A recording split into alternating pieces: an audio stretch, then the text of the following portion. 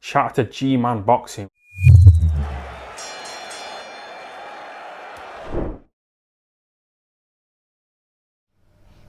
Chris Eubank Jr. could be back on an Eddie Hearn show. Eddie Hearn said that he wants to do Joseph Parker versus Derek Chisora on pay-per-view sometime in May, looking at May the 1st. He wants obviously that to be the main event, Chisora versus Parker. But on the undercard, he wants to have Eubank Jr. fighting. Okay, now we know Eubank Jr. is promoted by Sauerland, right? He's not an Eddie Hearn fight, he's not with Matchroom, but Sauerland, between the World Boxing Super Series and their shows in Germany, and obviously the World Boxing Super Series, we don't know what's happening with that. Their shows in Germany don't do as many as they used to. Okay, there's a few reasons for that. Even before, German boxing wasn't quite where it used to be.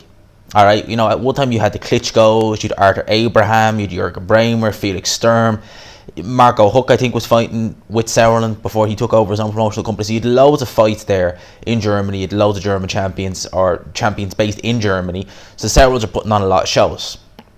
Fast forward to even 2018, and they were not. It was notable. They weren't putting on as many shows.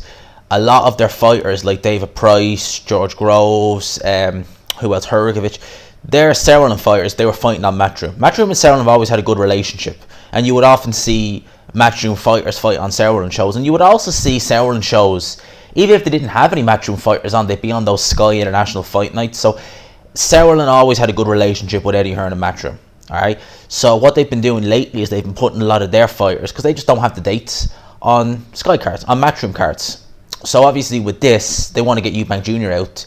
They're going to put him on one of Eddie Hearn's shows. Now, I'm thinking off the top of my head, if anyone wants to correct me on this, but I am 99% sure that the last time Eubank Jr. fought on Eddie Hearn's show was when he fought Tom Dorn in July 2016. That was on the undercard of AJ versus Brazil. It might have been, no, it wasn't the co-main event, but it was definitely on that card. I'm nearly sure it was on AJ versus Brazil.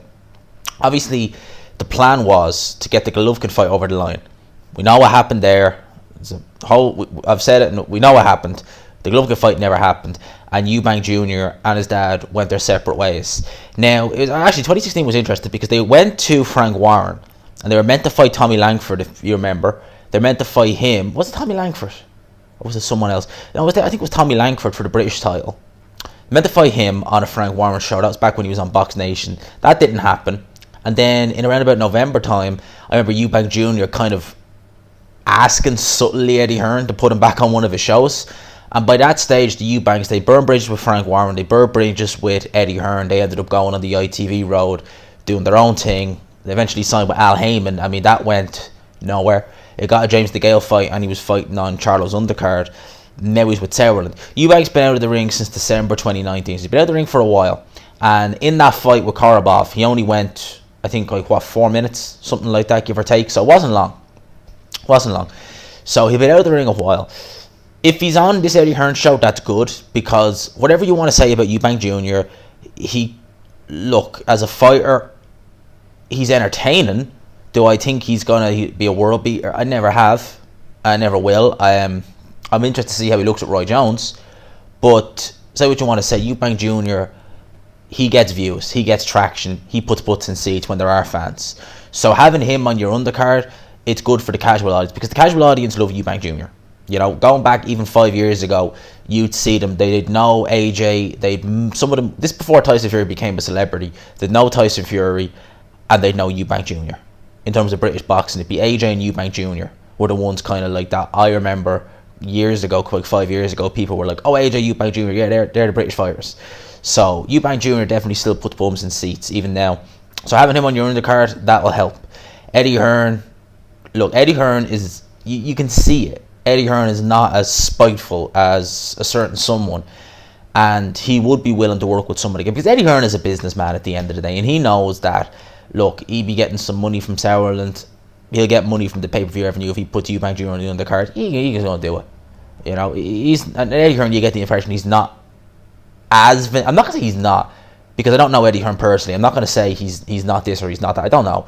But he never struck me as being vindictive as a certain somebody, or as spiteful as a certain somebody. And you know who I'm talking about. So with Eddie Hearn, you get the impression that, you know, he'd be happy to do this because it benefits him. It benefits his show. Is Chisora Parker a pay-per-view fight? No. Realistically, it's not. But we got Usyk. We got that absolute train wreck of a card, which was Usyk Chisora.